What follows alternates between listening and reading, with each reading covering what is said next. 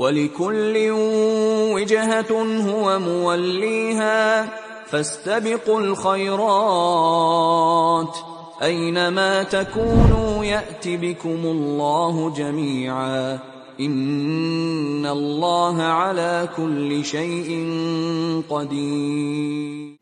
Jamaah Masjid Madinah yang dicintai oleh Allah, ada suatu kisah yang akan diceritakan, kisah seorang Amr bin Qais. Amr bin Qais hidup di zaman salafus salih. Amr bin Qais adalah seorang pedagang sederhana. Dia berjualan di pasar sederhana. Sehari-hari dia menjual bahan-bahan masakan untuk bumbu dan rempah-rempah. Tapi ada kejadian yang luar biasa yang menimpa Amr bin Qais. Ketika beliau wafat, Amr bin Qais didatangi oleh ribuan malaikat. Ketika Amr bin Qais wafat, orang-orang yang menghadiri prosesi pemakamannya tercengang melihat ada seperti burung-burung berwarna putih. Ada yang melihat seperti sosok manusia berwarna putih, tidak ratusan tapi ribuan. Dan imam sholat jenazahnya mengatakan, apakah kalian heran dengan ini semua? Mereka adalah para malaikat yang mulia yang ingin menyaksikan prosesi pemakaman orang yang mulia Amr bin Qais. Siapakah sebenarnya sosok Amr bin Qais yang dia hanyalah seorang pedagang rempah-rempah di pasar yang sederhana? Maka Imam Az-Zahabi di dalam kitab Siyar A'lamin Nubala mengatakan Amr bin Qais bukan orang sembarangan. Dia adalah wali Allah.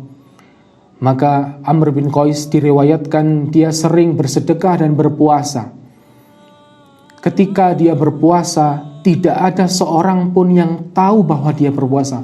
Dan itu dilakukannya 20 tahun. Bahkan keluarga dan istrinya sendiri tidak mengetahuinya. Ketika istrinya membuat masakan di pagi harinya, Amr bin Qais mengambilnya untuk bekal, namun di tengah jalan diberikannya kepada orang miskin dan dia memilih untuk berpuasa. Itu dilakukan selama 20 tahun. Dan bukankah Amr bin Qais adalah seorang mukmin yang sejati?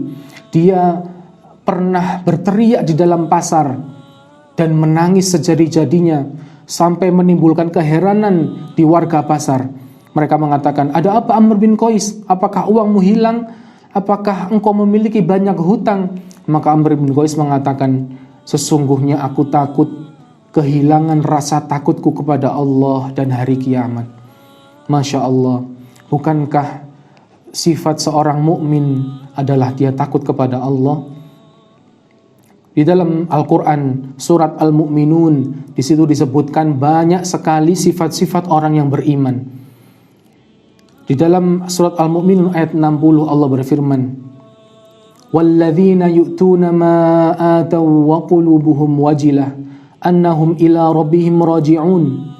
Allah berfirman, dan orang-orang yang beriman adalah dia yang mensedekahkan apa yang diberikan Allah kepadanya. Dan di dalam hatinya ada rasa takut, annahum ila rabbihim raji'un, bahwasanya dia akan kembali kepada Allah. Itulah sifat Amr bin Qais. Dia punya rasa takut yang besar di dalam dirinya.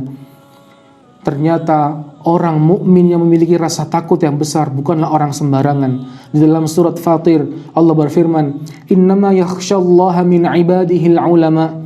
Sesungguhnya orang yang takut kepada Allah hanyalah para ulama atau orang yang berilmu. Dan ternyata Amr bin Qais adalah ulama besar. Dia memiliki murid bernama Imam Sufyan Ats-Tsauri. Dan Sufyan Ats-Tsauri ini adalah imam ahli hadis setara dengan imam empat madhab. Imam Abu Hanifah, Imam Malik, Imam Syafi'i dan Imam Ahmad ibn Hanbal.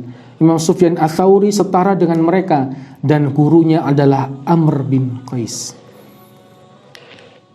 Para jamaah Masjid Madinah yang dicintai oleh Allah, Amr bin Qais menjadi guru Al-Quran kepada orang-orang sekitarnya, termasuk Imam Sufyan Ats-Tsauri. Bagaimana luar biasanya cara mengajar Amr bin Qais. Dia menyampaikan ilmu dari hatinya. Sampai-sampai Imam Sufyan Ats-Tsauri mengatakan, ketika Amr bin Qais mengatakan sesuatu, aku tidak bisa berpaling dari wajahnya. Sampai saking luar biasanya penyampaian Amr bin Qais. Bahkan saking tawaduknya, Amr bin Qais tidak pernah berjalan di depan muridnya. Amr bin Qais selalu menggandeng muridnya di sebelahnya. Jamaah Masjid Madinah yang dirahmati oleh Allah dan dicintai Allah. Ada perkataan dari muridnya Amr bin Qais, Sufyan Ats-Tsauri, yang sangat mengherankan. Sufyan Ats-Tsauri mengatakan, Amr bin Qais dialah guruku. Dia yang mengajariku Al-Quran. Dia yang mengajariku membaca Al-Quran dan ilmu-ilmu fardu. Kalau saya ingin menemuinya, saya bisa menemuinya di 4 tempat ini. Masya Allah, ada orang yang hanya bisa ditemui di 4 tempat ini. Kata Imam Sufyan Ats-Tsauri, ketika saya ingin belajar kepada Amr bin Qais, aku menemuinya di pasar. Mungkin dia sedang berdagang. Kalau dia tidak ada di pasar, maka aku menemuinya di rumah. Mungkin dan biasanya dia di rumah sedang membaca Al-Quran atau sedang sholat sunnah. Ketika aku tidak menemuinya di rumah, maka aku menemuinya di masjid. Biasanya dia duduk di pojokan sambil menangis, mengingat dosa-dosanya. Kemudian yang keempat, ketika aku tidak menemuinya di masjid, maka aku biasanya menemui Amr bin Qais di makam atau di kuburan, dan dia sedang meratapi dirinya dengan menangis. Masya Allah, begitu mulianya kehidupan Amr bin Qais. Makanya Amr bin Qais memiliki keutamaan yang mulia. Para malaikat pun turut hadir di dalam pemakamannya. Para jamaah Masjid Madinah yang dicintai oleh Allah, Amr bin Qais pernah disaksikan muridnya mengatakan tentang kehidupan Amr bin Qais ketika di waktu Sya'ban ini. Muridnya pernah mengatakan, wa kana Amr bin Qais idza dakhala syahru Sya'ban aghlaqu hanawatahu wa tafrughu li qiraatil Qur'an. Salah satu murid Amr bin Qais mengatakan, Amr bin Qais ketika memasuki bulan Sya'ban, maka dia menutup toko di pasarnya dan dia mulai menyibukkan diri dengan Al-Quran.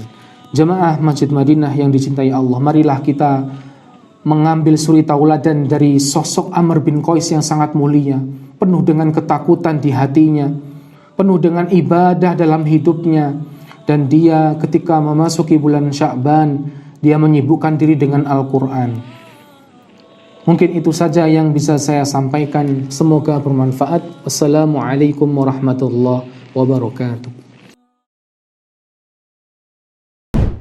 ولكل وجهة هو موليها فاستبقوا الخيرات أينما تكونوا يأت بكم الله جميعا إن الله على كل شيء قدير